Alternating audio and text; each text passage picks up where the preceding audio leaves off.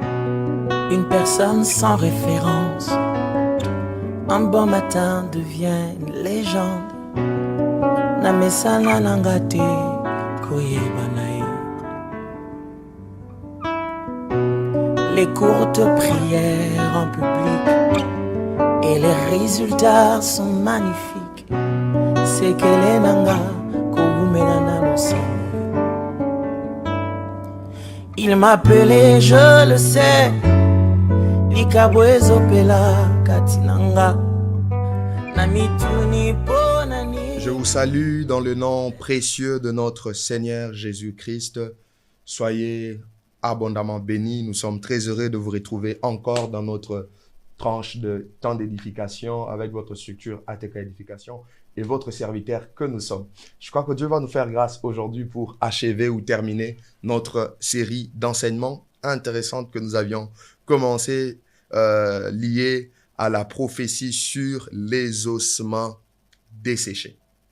Ézéchiel chapitre 37, nous avions dit beaucoup de choses depuis qu'on a commencé. Je sais que plusieurs ont été bénis. Après une longue introduction, on a commencé à développer dans le couloir prophétique en évoquant un certain nombre de vérités qui touchent le domaine prophétique, mais en lien avec Ézéchiel chapitre 37. C'est ce que nous avions fait précédemment. Et maintenant, j'aimerais que nous puissions faire un autre développement qui va dans le sens de voir comment Dieu fonctionne avec son peuple, comment Dieu agit, comment Dieu est, et quelles sont les leçons que nous pouvons tirer de cela. Et je vais toujours formuler cela en termes de vérité. Ça me permet d'être synthétique et aussi de transmettre facilement ce qu'il faudrait transmettre.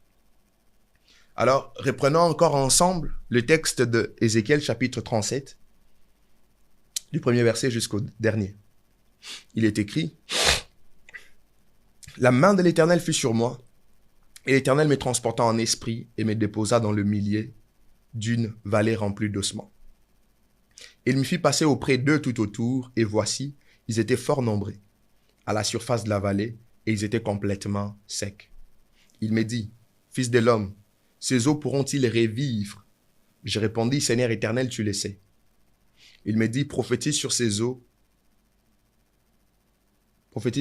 et dis-leur, ossements desséchés, écoutez la parole de l'Éternel. Ainsi parle le Seigneur, l'Éternel à ses eaux. Voici, je vais faire entrer en vous un esprit et vous vivrez.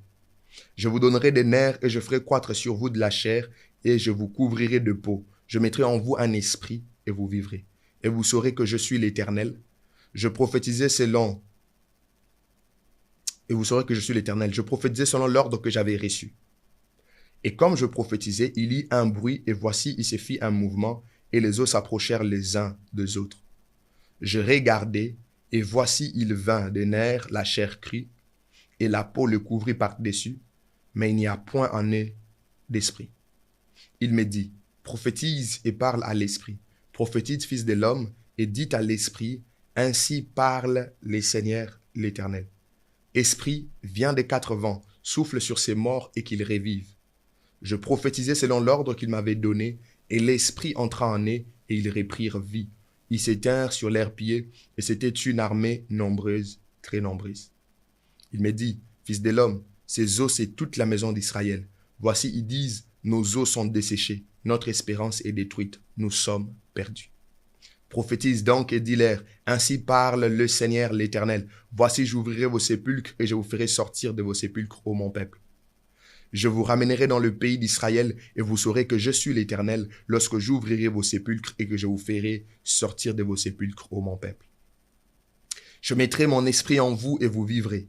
Je vous rétablirai dans votre pays et vous saurez que moi, l'Éternel, j'ai parlé et agi, dit l'Éternel. La parole de l'Éternel me fit adresser en ces mots. Et toi, fils de l'homme, prends une pièce de bois, écris dessus pour Juda et pour les enfants d'Israël qui lui sont associés. Prends une pièce de bois, écrit dessus, pour Joseph, bois d'Éphraïm et de toute la maison d'Israël qui lui est associée. Rapproche-les l'une de l'autre pour en former une seule pièce, en sorte qu'elle soit unie dans ta main. Et lorsque les enfants de ton peuple te diront, ne nous expliquera-t-il pas ce que cela signifie? Réponds-leur, Ainsi parle le Seigneur l'Éternel. Voici, je prendrai le bois de Joseph qui est dans la main d'Éphraïm et les tribus d'Israël qui lui sont associées, et je les joindrai au bois de Juda, et j'en formerai un seul bois, en sorte qu'il ne soit qu'un dans ma main. Le bois sur lequel tu écriras seront dans ta main sous leurs yeux. Et tu leur diras, ainsi parle le Seigneur l'Éternel, voici je prendrai les enfants d'Israël du milieu de nations où ils sont allés, et je les rassemblerai de toutes parts, je les ramènerai dans leur pays. Et je ferai d'eux une seule nation dans le pays, dans les montagnes d'Israël. Ils auront tous un même roi. Ils ne formeront plus que deux nations, et ne seront plus divisés en deux royaumes.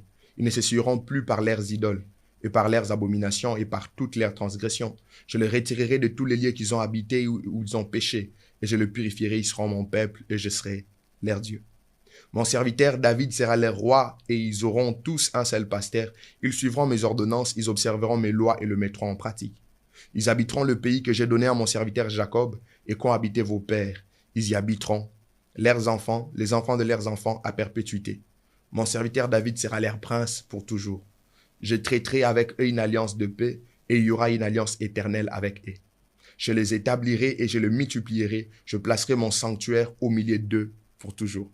Ma demeure sera parmi eux, je serai leur Dieu, ils seront mon peuple.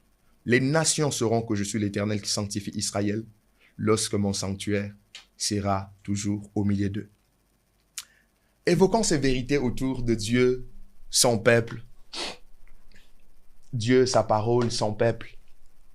Comment est-ce que ça marche?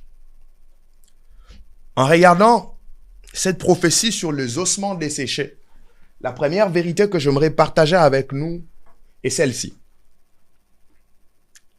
Rien n'est impossible à Dieu. C'est quelque chose que tu connais déjà, mais j'aimerais le dire et le redire. Rien n'est impossible à Dieu. Rien n'est impossible à Dieu. Tu dois intérioriser cela. Je ne sais pas par quoi tu passes, mais j'aimerais te dire que rien n'est impossible à Dieu. Peut-être qu'on ne regarde pas les choses de façon approfondie dans cette prophétie. Cette prophétie vient quand? Cette prophétie sur les ossements desséchés vient au moment où cette nation d'Israël, elle est dispersée, divisée. L'autre fois, au début, je vous ai expliqué la dispersion de la nation d'Israël. Comment est-ce que la dispersion a commencé? Comment est-ce que la dispersion s'est intensifiée dans les temps? Et dans la prophétie, dans la vision, Dieu est en train de comparer la nation d'Israël aux ossements desséchés. Or, pour arriver au niveau des ossements desséchés, pour qu'il y ait des os de plusieurs personnes qui sont devenues même desséchées, ça veut dire que ces personnes ont été enterrées sur la terre, il y a eu quelque temps et le corps s'est décomposé, il n'y a plus de chair, ils ne sont restés qu'avec les os. Et ces os sont devenus secs. Et Dieu, comparant l'état du peuple d'Israël à ses ossements, considérant l'état d'Israël comme semblable à ses ossements, il est en train d'annoncer l'accomplissement de la restauration de la nation juive. Et cette destruction, cette restauration devrait intervenir plus tard, après la prophétie. Parce que dans la première phase, ces Juifs qui étaient en captivité sont sortis. Vous connaissez l'histoire, Dieu a envoyé un roi, Cyrus. C'est au temps de Cyrus que le peuple était sorti. Mais les choses ne sont pas limitées là. Plus tard, il y a eu encore dispersion. Et des rassemblements ont commencé à se faire. Et dans la vision, les ossements desséchés avaient repris la vie. Ça veut dire, de ces ossements desséchés, il y a eu la chair qui est revenue.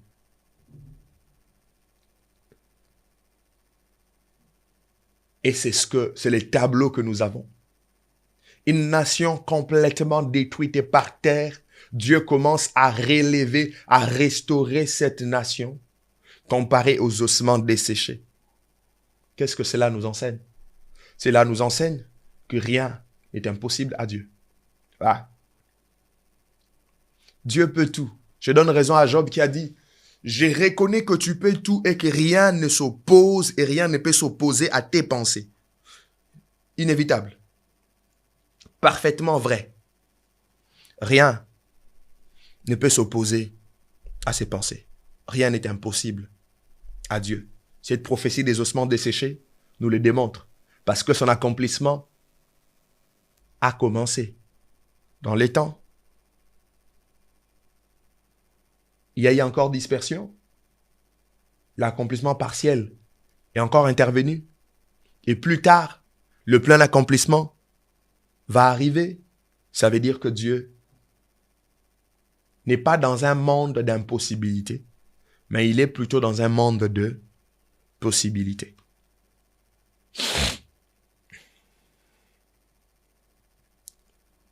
Deuxième vérité que j'aimerais partager avec nous, c'est que l'Éternel est un Dieu de processus.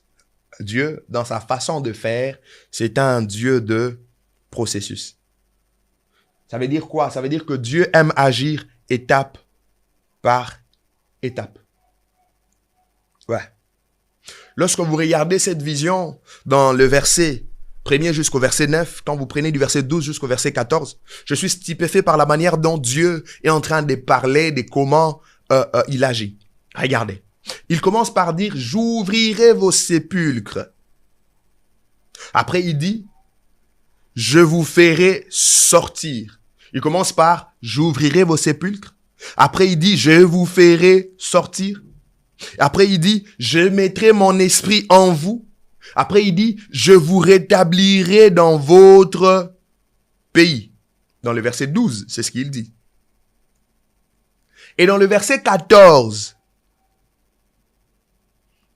dans le verset 12 et le verset 14, mais dans le verset 1 à 9, avant que l'esprit ne vienne sur les ossements desséchés, il y a d'abord un mouvement de rassemblement. Ça veut dire quoi? Ça veut dire que lorsque Dieu a demandé aux prophètes de prophétiser, aux ossements desséchés de reprendre vie, avant qu'il y ait l'esprit qui devait venir par le souffle, il fallait d'abord qu'il y ait un mouvement de rassemblement sur ces eaux. Un mouvement de rassemblement. Et si vous vous apaisantissez sur le verset 14, il dit, j'ai parlé et j'ai agi. En fait, quand je regarde comment les choses se présentent ici, comment Dieu est en train de parler, ici, ce n'est pas en vain. Il est clairement en train de démontrer qu'il agit step by step. Il agit étape par étape. Niveau par niveau. Notre Dieu est un Dieu de processus. Vous servez Dieu. Vous avez Jésus comme votre Seigneur et Sauveur. Apprenez à comprendre qu'il est un Dieu de processus.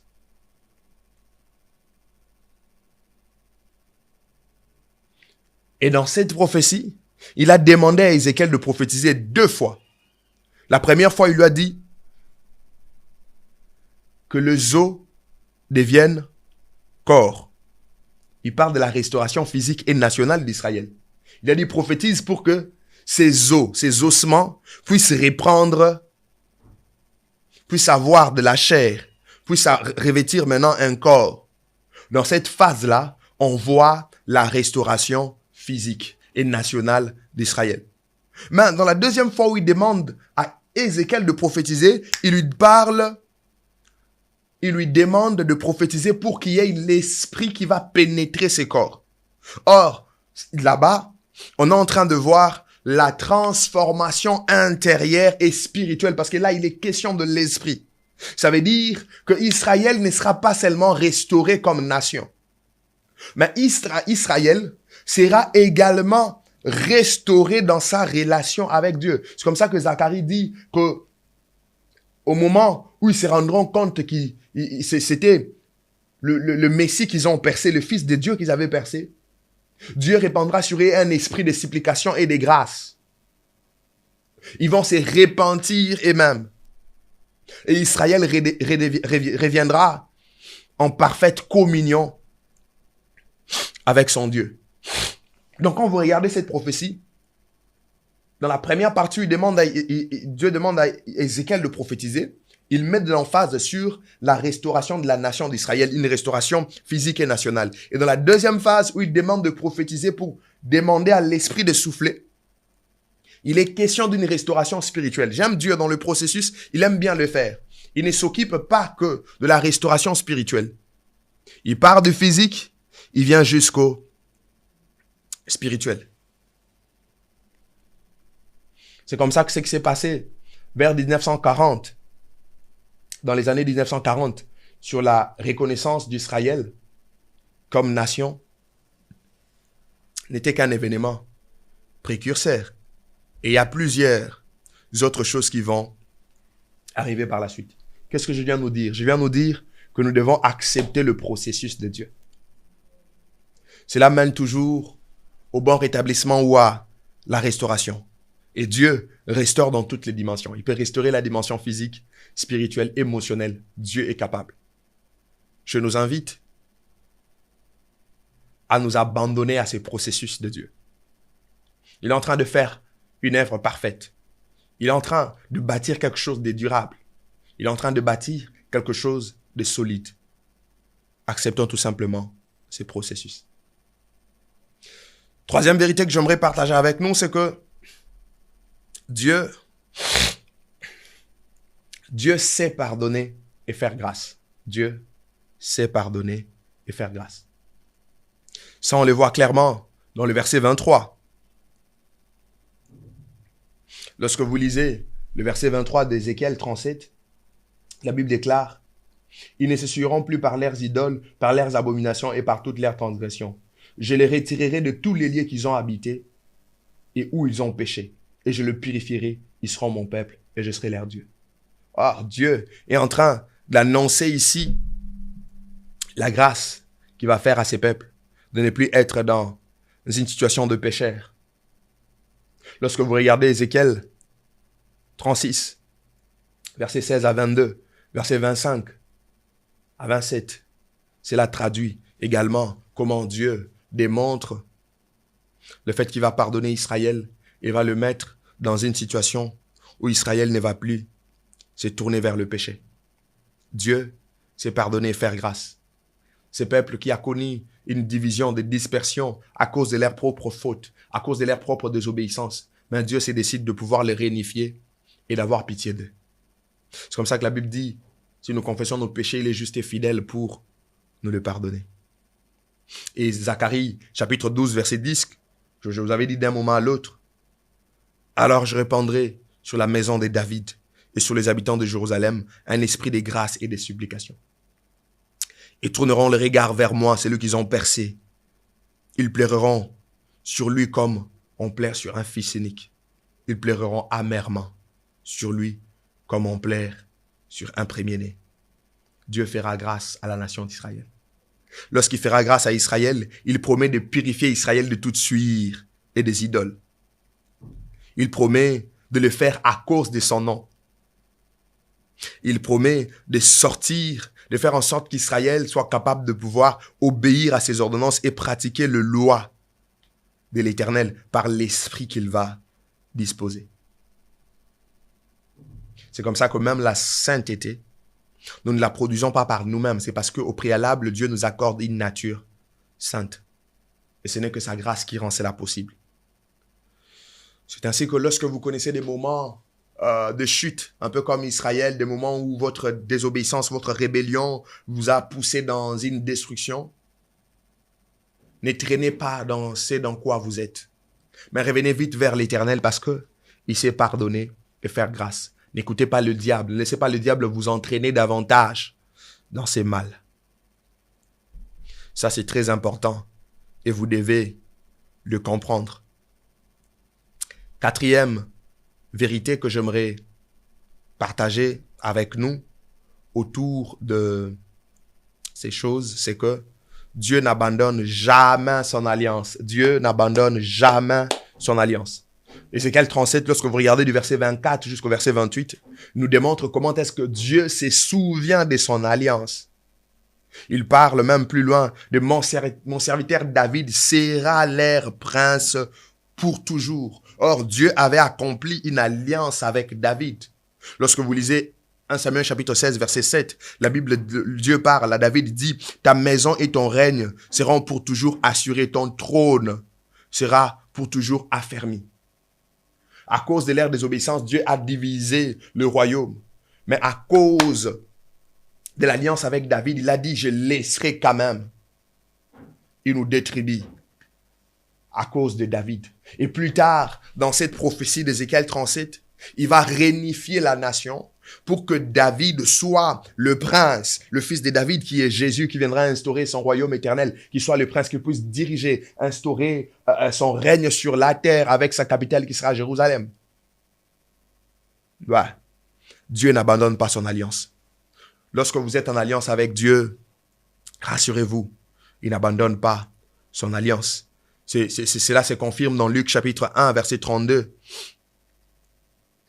Lorsqu'on parle du Fils du Très-Haut, le Seigneur à qui Dieu donnera le trône de David. Pour confirmer qu'ici, lorsqu'on est en train de parler de David le prince, on est juste en train de faire allusion au Messie. L'alliance garantit la présence de Dieu. L'alliance garantit l'intervention divine. L'alliance favorise la multiplication et la stabilité. Israël deviendra stable à cause de l'alliance.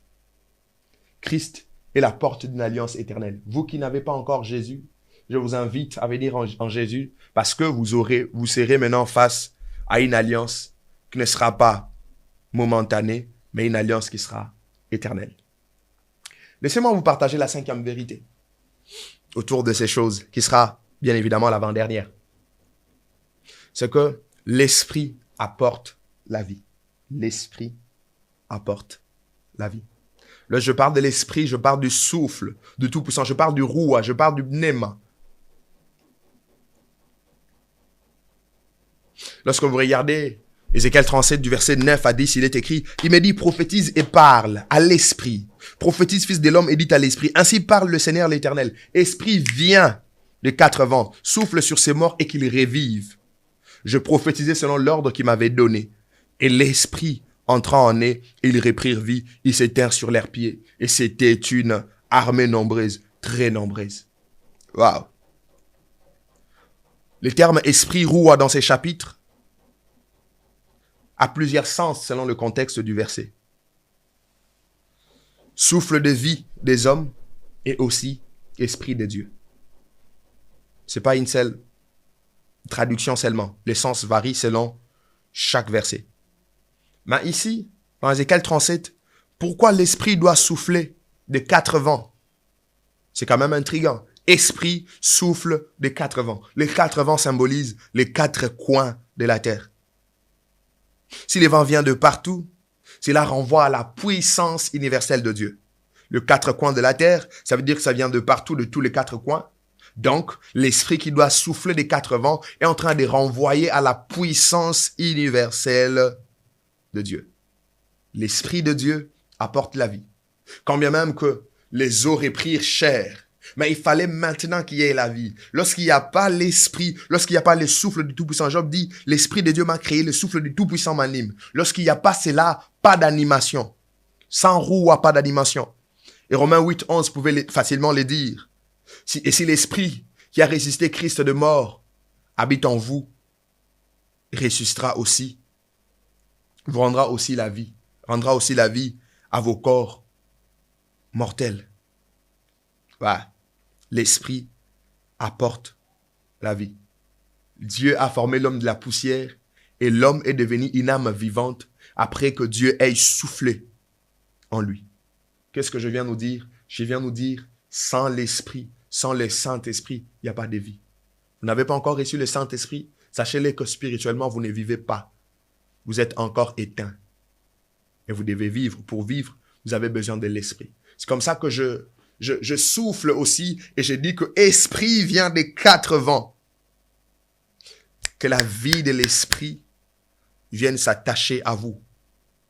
De même que cela s'attachera à la nation d'Israël dans sa restauration, dans son plein rétablissement. Et notre vérité qui sera cette fois-ci l'avant-dernière.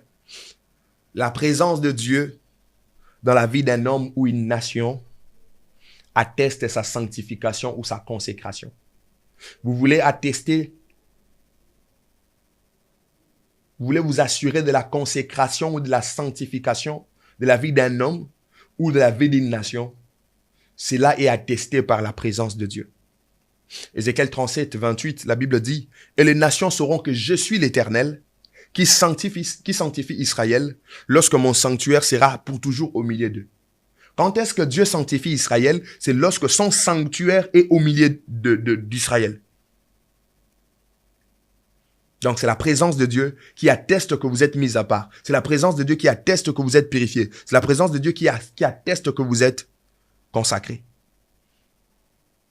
Le même texte dans Parole de vie, il dit « Quand mon peuple sera au milieu de vous, quand mon peuple sera au milieu de vous pour toujours, les autres peuples seront ceci. Le Seigneur, c'est moi, et j'ai consacré Israël à mon service pour toujours. » Dernière vérité, qui est la 7e. La voix qui déclare la restauration des ossements desséchés n'est pas au ciel, mais sur la terre. Ça, c'est très important. La voix qui déclare la restauration des ossements desséchés n'est pas au ciel, mais sur la terre. Dieu nous donne un principe clair. Dieu a donné l'ordre pour que Ézéchiel prophétise. Et Ézéchiel était sur la terre. Et les choses sur lesquelles il devait prophétiser devaient avoir lieu sur la terre. Ça veut dire quoi? Ça veut dire que Dieu nous a donné la clé pour apporter ce qu'il faut ici sur la terre. La pluie vient du ciel. La pluie tombe du ciel jusqu'à la terre.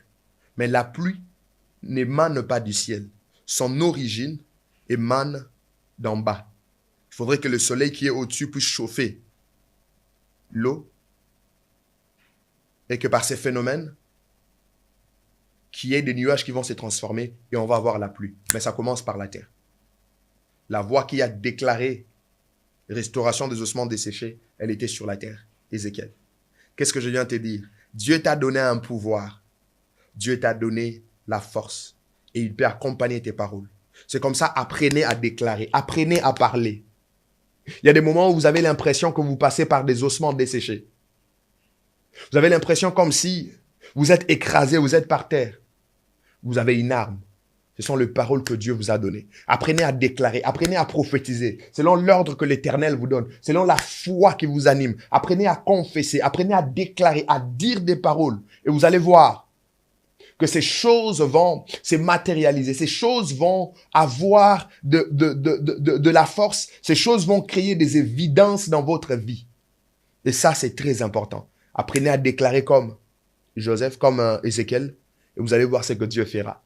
Et moi, j'en profite, je décrète et je déclare cessation de la période où vous passez par des ossements desséchés. Je décrète et je déclare que vos os puissent reprendre de la chair. Je décrète et je déclare que l'esprit puisse animer ces os. À partir de maintenant, que la vie soit votre partage sur tout le plan. Ce qui semble être complètement détruite, bannie, que cela soit ressuscité. Au nom de Jésus. Que le Seigneur vous bénisse. C'était très intéressant de partager avec vous des choses liées à cette prophétie tout au long de cette série d'enseignements. Je crois que prochainement, nous allons nous retrouver pour parler d'une autre série qui sera encore intéressante et ça va toucher encore le domaine eschatologique. Alors, ne ratez pas. Merci, soyez bénis.